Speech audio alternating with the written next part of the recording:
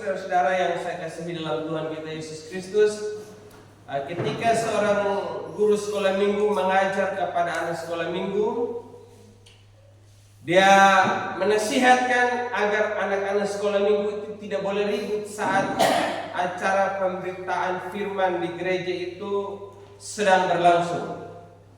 Lalu anak sekolah minggu ini penasaran, Ibu guru, apa alasannya Ibu guru melarang saya untuk tidak boleh berbisik dan ribut saat mendengarkan firman Tuhan? Karena orang lagi tidur. Karena kalau orang lagi tidur tidak boleh berbisik, toh tidak boleh kita ganggu. Jadi saya berharap saat acara pemberitaan firman Tuhan ini, saudara jangan tidur ya. Dan tidak boleh ada juga yang ribut. Amin. Sepakat? Kalau Pak Guru ini selalu punya istilah sebelum memulai pembelajaran itu kesepakatan kelas ya. Jadi sekarang kita buat kesepakatan, kalau merasa ada sesuatu yang mengganjal silakan cepat keluar sedikit ya. Entah kita mau apa, batuk, mau apa begitu ya, silakan ya. Supaya acara pemberitaan firman Tuhan ini jangan terlewatkan. Hari ini kita akan sama-sama belajar firman Tuhan dengan tema menemukan kekuatan dalam kelemahan. Menemukan kekuatan yang baru di saat kita mengalami kelemahan. Dan saya mengajak kita sekalian untuk membaca firman Tuhan yang terdapat di dalam 2 Korintus pasal 12. 2 Korintus pasal 12 ayat 9 dan ayatnya yang ke-10. Namun jawab Tuhan kepadaku, cukuplah anugerahku bagimu, sebab justru dalam kelemahanlah kuasaku menjadi sempurna. Sebab itu aku terlebih suka bermegah atas kelemahanku, supaya kuasa Kristus turun menaungi aku.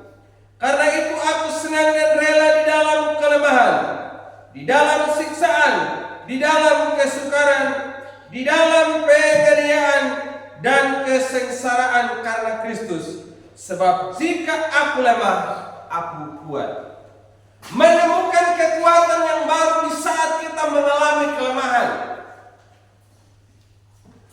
Setiap kita pasti punya kekurangan, punya keterbatasan, punya kelemahan, dan punya penderitaan masing-masing.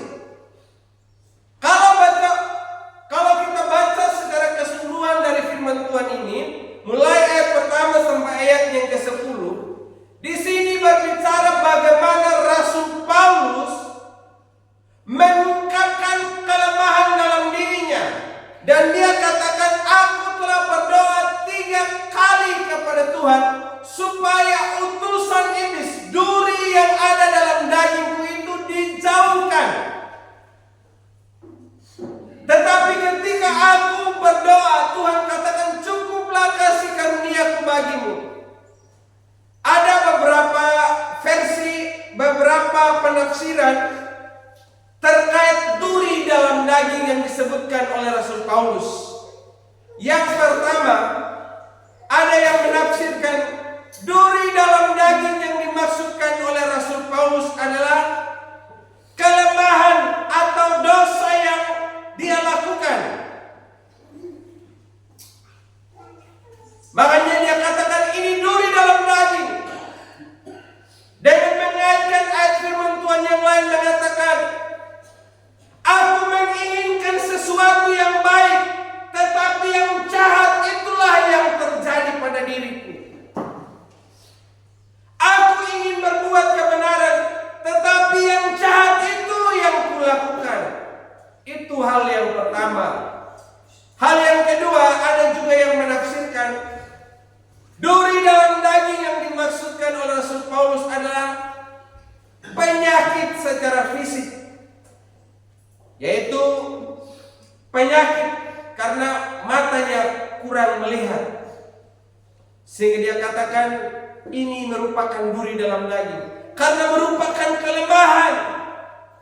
Dia ingin untuk bepergian melakukan tugas pelayanannya, tetapi karena dia sudah tidak bisa melihat lagi, maka dia tidak akan bisa pergi. Dia mau membaca, tidak bisa membaca. mau menulis firman Tuhan untuk menguatkan jemaat-jemaat yang dia layani, ternyata dia tidak bisa lagi. Itu penafsiran yang kedua. Sedangkan penafsiran yang ketiga yaitu kelemahan dalam dirinya, yaitu pengalaman pahit. Katakan dalam ayat yang ke-10, yaitu kelemahan, siksaan, kesukaran, penganiayaan, dan kesengsaraan.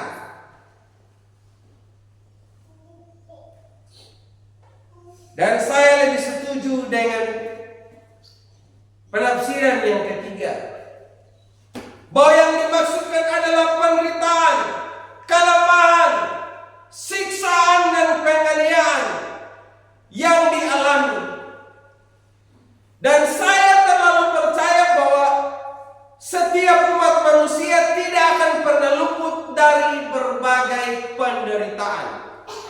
Hanya penderitaan kita beda-beda.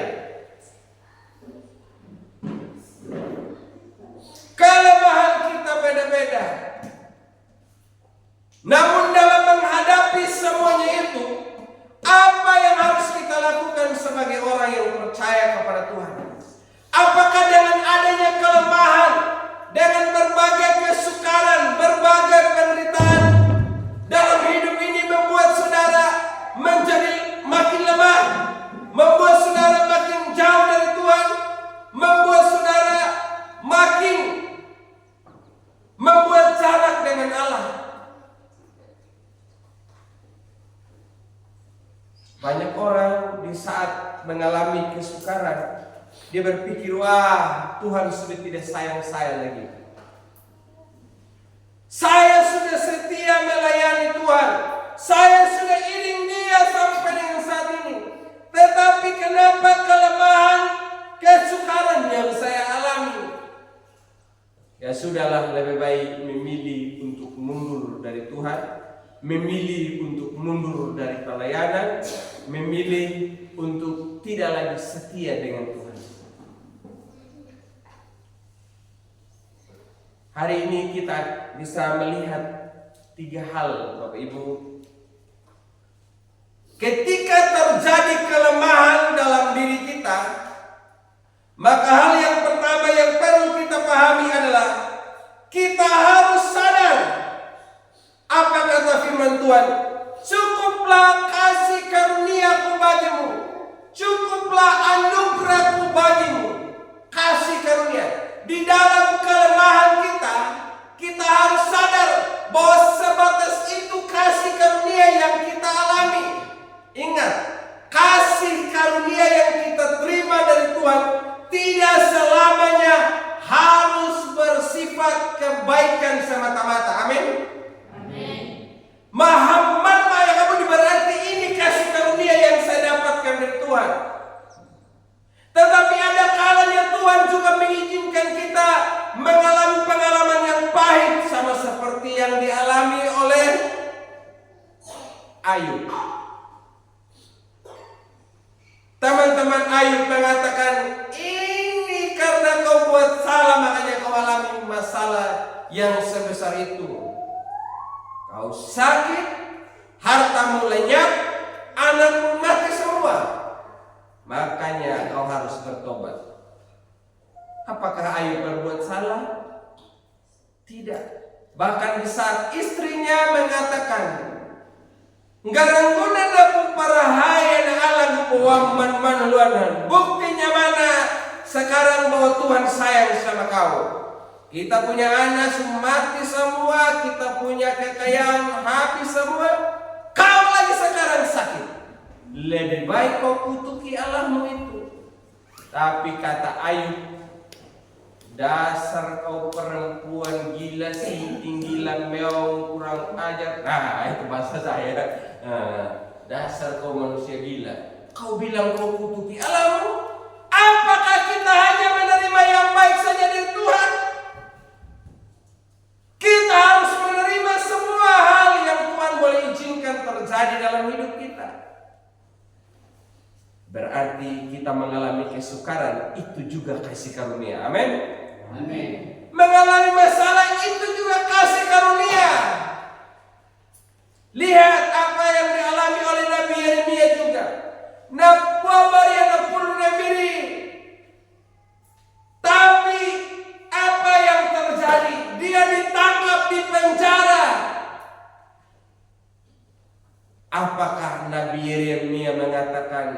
wah sia-sia saya ikut Tuhan, tapi ternyata masalah yang saya alami.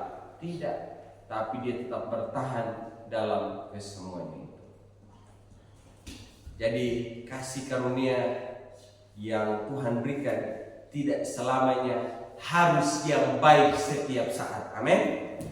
Tapi ada kalanya Tuhan mengizinkan kita mengalami berbagai kesukaran. Jadi kalau saudara dan saya mengalami peristiwa yang kurang menyenangkan secara pribadi, secara fisikmu, ya tetap terima itu dengan sukacita. Harus tetap menghargai semua itu.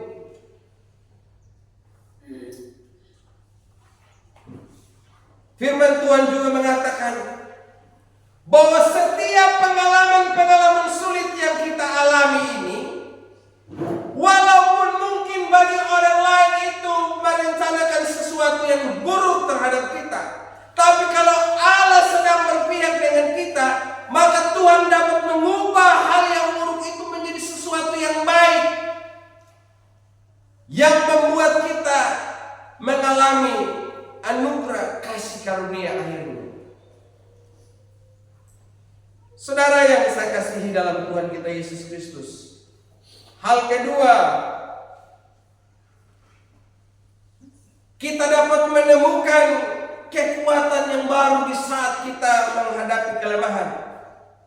Firman Tuhan katakan dalam ayat 9, aku terlebih suka bermegah atas kelemahanku, supaya kuasa Kristus turun menaungi aku. Di saat kita mengalami kelemahan, justru disitulah kita mengalami kasih Kristus. Kalau kita tidak pernah sakit, tidak akan pernah kita katakan Tuhan itu penyembuhku, kalau Tuhan belum menyembuhkan kita. Tapi di saat kita mengalami sakit dan Tuhan menyembuhkan kita, baru kita katakan Allah adalah penyembuhku. Kita harus mengalami krisis, baru kita bisa katakan Allah adalah Allah penyediaku. Tadi pagi saya bercerita dengan Mama dari Blok D. Ini kita sudah berapa tahun tidak pernah panen, Bapak Ibu ya. Saya dengan Mama Blok D, kami belum dalam beberapa tahun ini itu kami lihat ini ada beberapa jemaat kita, saudara kita yang mengalami kekalahan. Tapi saudara yang lain panen terus ya, atau sama dengan kami berdua ini? Sama ya. Tapi selama ini saudara tidak pernah panen, tapi ada saja berkat Tuhan toh. Kita tidak pernah duga sebelumnya. Tahun lalu kita tidak pernah duga bahwa kita akan dapatkan berkat dengan cara seperti ini. Nah, sama juga saudara hari ini. Kalau saudara berpikir, aduh susah ini hidup ini, bagaimana saya bisa untuk mencukupi keperluan saya untuk sebentar besok dan ke depannya? Ingat, Tuhan adalah penolong. Makanya seperti lagu kita mengatakan tadi, tak usah ku takut, Allah menjagaku.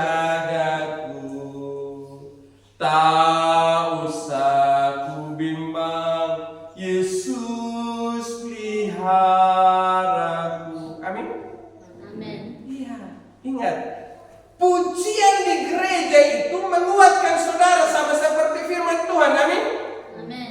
Jadi jangan bilang ini orang penting pulung, tapi engkau juga memuji Tuhan, mendengarkan pujian itu menguatkan saudara.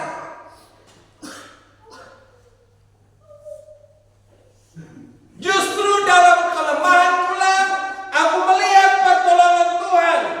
Makanya aku bermegah atas segala kelemahanku. Siapa yang bersuka cita di sini atas kelemahan yang dia miliki saat ini? Adakah? Atau kita menganggap itu seperti Rasul Paulus, duri dalam diri kita? Ingat, kalau kita merasa itu adalah duri, ingat, Yesus Kristus juga mendapatkan mahkota duri. Tapi mahkota duri itu lah yang membuat dia pada akhirnya mendapatkan mahkota kemuliaan. Seperti yang dituliskan oleh Rasul Paulus dalam kitab yang lain. Dia taat sampai mati di kayu salib. Oleh karena itulah, maka sekarang ia disembah, namanya menjadi nama yang mulia, yang olehnya segala bangsa di muka bumi beroleh keselamatan. Jadi kalau bagi orang lain melihat duri dalam diri kita ini sebagai sesuatu yang mengganggu, tapi kau dan aku harus melihat mahkota duri itu sebagai mahkota kemuliaan. Jadi kau harus bermegah dalam semuanya itu. Pengalaman-pengalaman orang-orang percaya dalam Alkitab, saya membaca dan merenungkan, tidak ada seorang pun yang luput dari berbagai kelemahan. Termasuk saya yang berdiri di hadapan saudara. Bahkan salah seorang pendeta yang hebat yang punya jemaat jutaan, namanya Yong Icho. Dia adalah seorang pendeta terbesar di Korea. Dia mengatakan kelemahan, keterbatasan, artinya bahwa siapapun manusia yang pernah hidup di muka bumi ini pasti mengalami yang namanya kelemahan. Jadi jangan engkau melihat dirimu manusia aneh. Jadi yang kok kenapa saya lemah ya? Kenapa saya menderita ya? Kenapa saya susah ya? Kita selalu memandang diri kita, aduh saya kok kenapa bisa begini ya? Ingat, nyumu yang kau ngalah dengan kelemahan yang satu, kau bandingkan dengan yang lain, ini dong dan ngalah ini nama hamba. Ingat, kita beda bos. Yang dia alami yang satu ini beda dengan nyumu, karena Tuhan perlengkapi kita ini dengan kekuatan yang berbeda-beda. Saudara kandung saja tidak mungkin punya masalah yang sama. Jangankan saudara kandung, yang kembaran pun juga tidak akan mungkin mengalami pengalaman yang sama. Lahir saja tidak sama, walaupun dari rahim yang sama, tapi jam tetap berbeda. Amin?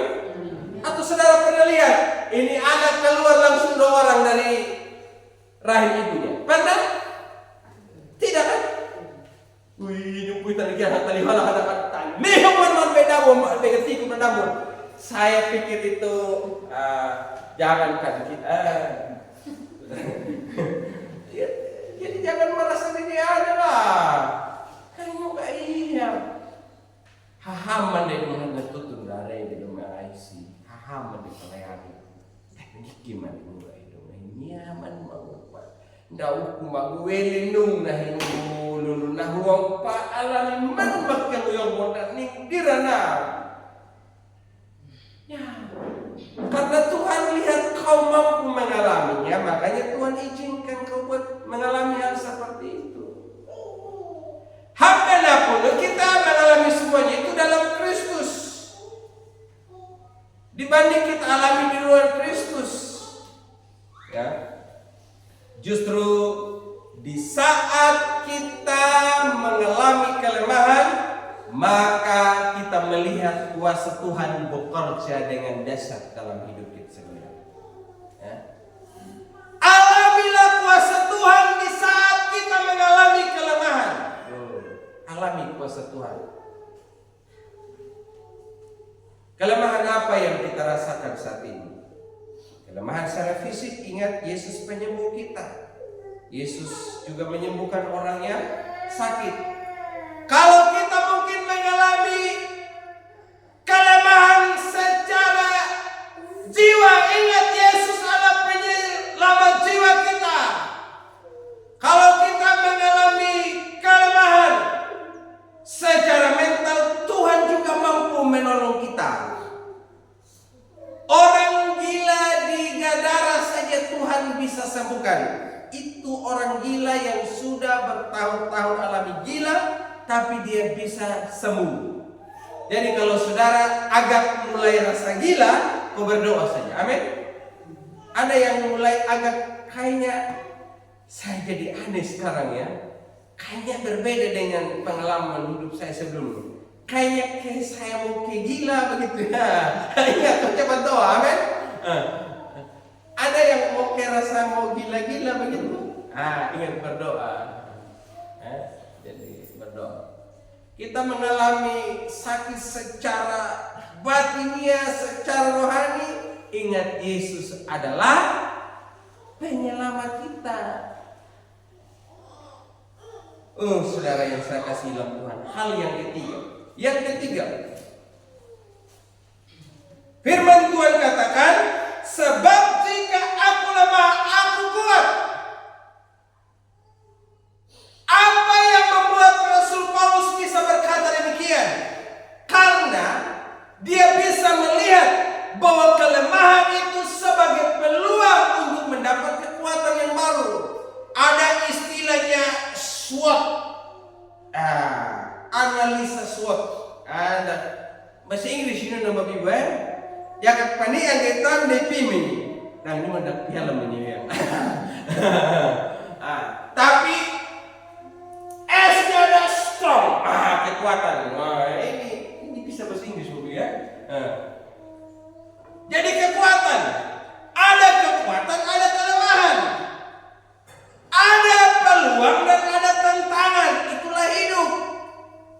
Nah, jadi kalau kita mengalami kelemahan, justru itulah menjadi kesempatan kita pergi berkaca, pergi bercermin. Kenapa saya bisa mengalami kelemahan seperti ini ya? Lihat diri. Dan kalau sudah tahu kelemahannya, ternyata juga saya kalah di dalam poin ini. Makanya harus kita benahi. Kita harus kembali lengkapi. Saya harus berusaha, saya harus berjuang untuk hal ini supaya saya bisa menjadi lebih baik.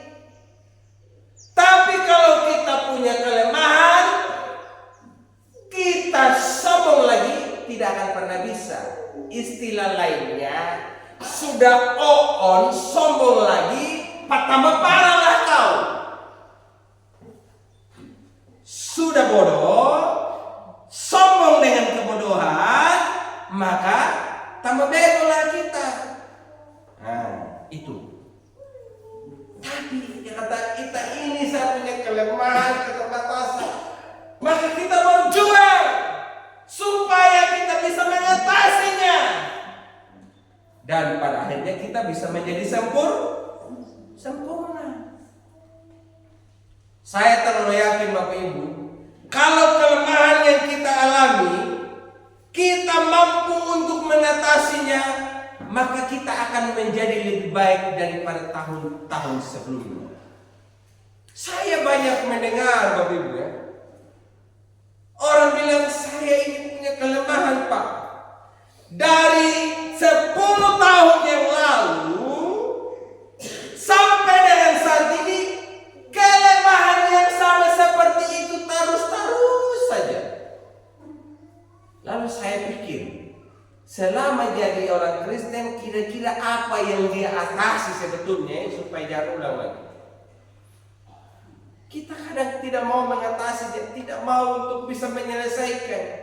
Kita harus bereskan semuanya itu.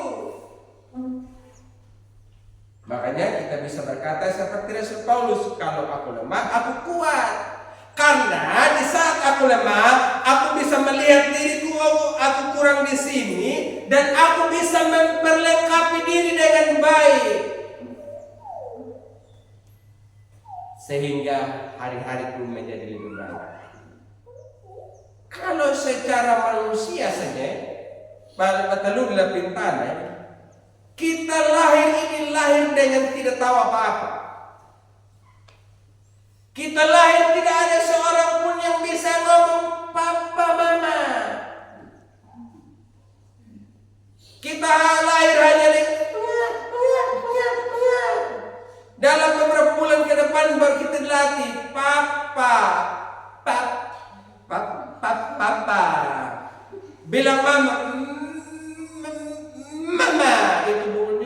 tata salah. Saya punya anak, saya panggil dia punya mama papa, itu begitu. Artinya kita lahir dengan bego ya.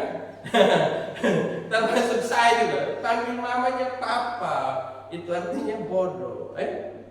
Itu kita lahir bodoh semua. Tapi dalam perjalanan ini kita belajar dan terus belajar sampai pada akhirnya kita bisa ngomong. Kita bisa ngomong karena kita belajar, kita berlatih setiap hari. Jangan juga begitu. Kita awal mulanya sebelum kita tidak bisa pala, kita harus belajar di pabena, jor muna, berdiri lagi, jor mananya. Kita latih, tapi kita tidak pernah bosan. Kadang sampai luka, jor pangobu, nggak ngelawatu lah, dan anu dah dia tidak pernah menyerah. Tetap kita belajar. Kalau saudara tidak percaya bahwa kita apa yang saya omong tidak betul, tanya sama Anton seperti ini. Dia begitu, dia bangun. Dan saya yakin kita semua begitu juga. Iya, kita jatuh bangun. Tapi pada akhirnya kita bisa. Nah, kalau malu dengan tiada fisik daya tak bisa pembenahi, akhirnya sekarang kita bisa menjadi manusia yang baik. Aduh, kenapa anda tahu kok pikir mana pakar jawang gue? Doa kok pikir mana duman dewa hamangun. Hungguhanglah menjadi mana ada tiada mandu man bawali amang lundung. Ini mau jadi anak kecil terus saja. Mau jadi apa kita ini Bapak Ibu? Kan aneh kan? Jaka ada 5 bulan upah, saya bilang sama ibu saya, Tete, dia kasih saya Tete, betul toh? 1 tahun saya bilang, Tete ma, dia bilang, sini kau saya kasih Tete. 5 tahun saya bilang, Tete, saudara sudah mulai pikir bagaimana? Sudah 5 tahun, saya bilang Tete, waktu pada bikin Tete tuan. 10 tahun saya bilang, ma, Tete ma. Itu kan saya sudah mulai agak miring toh. Tapi 30 tahun saya bilang, Tete ma. Mau jadi apa ini hidup? Tuh, ketua pemilihan terus. Tapi beda kalau laki-laki yang punya istri bilang, Tete ma, lain ceritanya. Lain. Tapi kalau ini sudah tua, kau ada bilang Tete ma.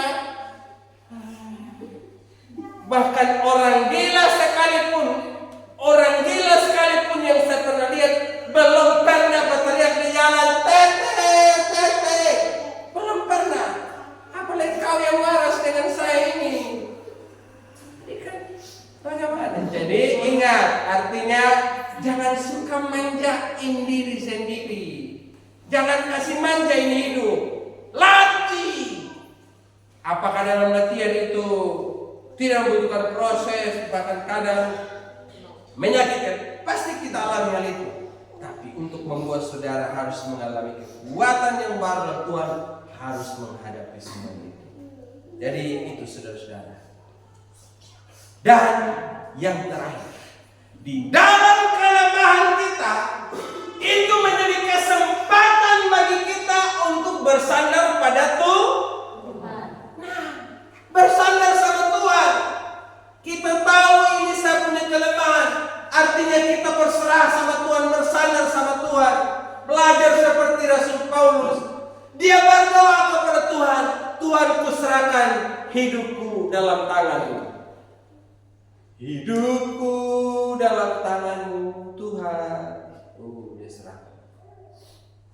Tapi kalau kita malas tahu dengan keberadaan kita jadi orang yang tidak mau berusaha bersandar sepenuhnya pada Tuhan, selalu meratap dengan keberadaan kita, tidak akan pernah bisa. Makanya Nabi Yeremia begini, diberkatilah orang yang mengandalkan Tuhan. Lanjutnya bagaimana? Keras nyonya, artinya nona. Diberkatilah orang yang mengandalkan Tuhan, tetapi terkutuklah orang yang mengandalkan kekuatannya sendiri. Jadi di saat kita mengalami kelemahan, ini kita harus ingat, ini kelemahan saya. Dan saudara boleh cek sekarang, kira-kira kita di poin mana kita lemah. Dan kalau kita lemah, apakah saudara mau bersandar sama Tuhan, mau berserah kepada Tuhan, atau bagaimana? Dan biarlah kita boleh menjadi pribadi yang lebih baik dibanding dengan kemarin atau hari ini. Hari esok akan menjadi hari yang lebih baik karena kita belajar berserah kepada Tuhan. Hanya Tuhan yang mampu memberikan kekuatan yang baru pada kita di saat semuanya, bahkan orang dekat kita sekalipun, diri kita sekalipun, tidak mampu untuk menolong.